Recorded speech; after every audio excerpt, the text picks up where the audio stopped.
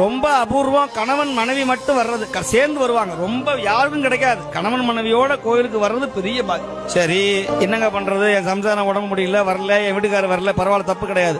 ஆனா கணவனோட மனைவியோட பிள்ளைங்க சேர்ந்து வராங்க பாருங்க, அது அதை விட பெரிய புண்ணியம். இது வித்தியாசமா இருக்கும், விதிவிலக்கா இருக்கும். அம்மாவும் வராது, அப்பாவும் வராது, பிள்ளைங்க மட்டும் கோயிலுக்கு வரும். இவங்க எல்லாம் போன ஜென்மத்துல புண்ணியம் பண்ணவங்க.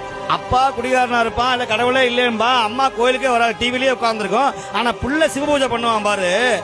அப்ப சுவாமி சொல்றாரு இல்லையா, எங்கேனும் யாதாகி பிறந்தினும் தன் அடியாருக்கு இங்கே என்று அருள் புரியும் எம்பெருமான்கிறார். நீ எந்த உலகத்துல எந்த ஊர்ல பிறந்திருந்தாலும் சிவபெருமானுக்கு உன்னை பிடிச்சு போச்சுன்னா அவரை கொண்டு வந்து சேர்ல உட்கார வச்சிருவார். இன்னைக்கு யார் வரணும், யார் பேசணும், யார் கேட்கணும், யார் கடைசியா உட்கார்ந்துருக்கணும், யார் பாதியிலே எந்திரிச்சு போகணும் அப்படிங்கறதெல்லாம் உள்ள இருக்கிற சித்தரும் எல்லாம் சிவபெருமானும் முன்னமே எழுதியிருந்த ஏட்டின்படி என்று இருங்கிற ரொம்ப அபூர்வம்.